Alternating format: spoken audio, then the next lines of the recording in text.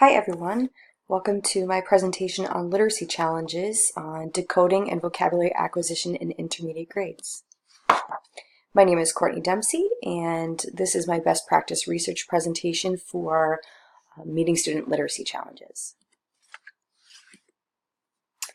The two literacy challenges that I am going to be focusing on in this presentation are specifically vocabulary acquisition and decoding multisyllabic words. The reason why I chose these two topics was because of the coursework that we've been doing over the past couple of weeks, creating a student profile. My student profile is on a boy in my 5th grade class who I will refer to as Harry. Harry really struggles in all academic areas, but specifically in reading, he's reading 1 year below grade level at a level Q. He was retained in 2nd grade. And on top of his cognitive disabilities, he also has anxietal traits that can really affect how he learns. Through the testing that we've done over the past couple of weeks, we've really narrowed down where his challenges occur, and that's with reading multisyllabic words and content-specific vocabulary words, especially when he does cold reads or reads from a text that he has never read before. And as he struggles to read these specific words, it can really affect his fluency, which then really affects his comprehension. What we currently have in place for him is an IEP where he receives pull-out and push-in services. During one of his pull-out services, he actually receives specific instruction in reading multisyllabic words. It's not quite working, which is why I've chosen him to do this presentation on and to kind of follow him through these next couple weeks with. But what I provide for him in the classroom beyond the pull-out and push-in services is conferring and small group instruction, and I do this for all students in my classroom, not just for Harry.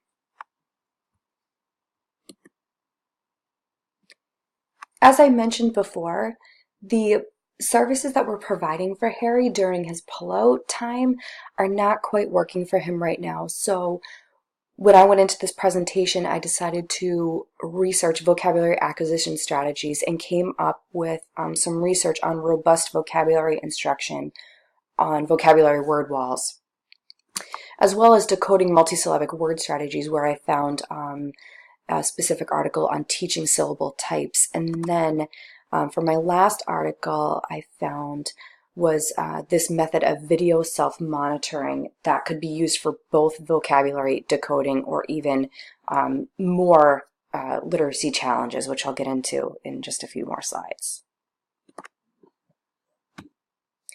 The first article I came across when researching vocabulary strategies for Harry was this article by Greg Fiesel on robust vocabulary instruction.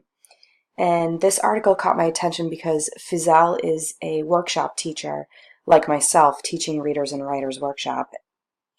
He raises a bit of a controversial point in the beginning of his article, stating that although he supports that the workshop model focuses largely on comprehension skills, he felt that his students needed more explicit instruction concerning vocabulary development. I agree with Fiesel's point, as according to my most recent diagnostic data, my greatest area of weakness with all students in my classroom is absolutely vocabulary. Fiesel's work in this article is based largely off of Beck, McCune, and Kukin's 2002 robust vocabulary instruction research. And the first part of robust vocabulary instruction is word selection. And according to Fiesel's work, what he does in the beginning of the week is he has a box of words that students put their words into based on authentic words from the text that they're reading. So basically, when they come across a word that they don't know or understand or would like to find out more about, they write down this word and put it in the box. He chooses about 5 words a week for the students to learn. And those words are written on note cards and put on a vocabulary word wall. The next thing that he does the next day with the students is teach them the 5 words, where they not only learn the words, but they learn the definitions as well. And they have a group discussion based on schema or pictures or other different strategies to learn the definition of the words together as a group. The next day, they come together again as a group and they create sentences with these vocabulary words in them. To be more authentic, he gives them prompts for their sentences, and then he sends them off to do a think, pair, share, and then they come back together as a group and come up with a paragraph of sentences together with all of these words included in them. And then the last few days in the week are left for various activities. Students draw illustrations of the vocabulary words. They come up with synonyms, they come up with antonyms, and other various activities. Although Fiesel's structure of robust vocabulary instruction is not necessarily one that I would implement into my classroom, the option to modify these various activities and the structure, the Monday through Friday structure, is left open to interpretation for teachers. For example, in the workshop model, students are encouraged to keep their own vocabulary word walls in the back of their readers' notebooks. So when they come across words that they don't understand or know in their own reading, they are supposed to take those words, write them down, and go through a process to figure out what they mean on their own. Now, this is left open for students to do throughout the year on their own. However, I could take Fiesel's work and implement it into a small group to not only help Harry with his vocabulary acquisition skills, but for others in my class who need the same thing that Harry does. When researching decoding multisyllabic word strategies for Harry, I came across Knight McKenna's work on teaching syllable types. And what struck me about her work was a quote within her piece that said, "Mastery of syllable types has the potential to improve reading skills on several levels." She stresses within her research that explicitly teaching syllable types will not only enhance decoding abilities for students, but vocabulary, fluency, and comprehension skills as well. She claims on page 21 of her research that students learn not only to decode words, but to construct meaning as they read. I used the program Words Their Way to teach spelling, and Knight McKenna's work has a very similar structure to teaching syllables like Words Their Way, except it's a little bit more broken down, which I like for Harry and for other students in my classroom who struggle with reading multisyllabic words. Knight McKenna's work says to teach 6 syllable types, including closed, open, vowel consonant, silent E, vowel teams or pairs, R-controlled vowels, and final stable syllables. She has 4 steps to her process, which again is a little bit more broken down than the Words Their Way process.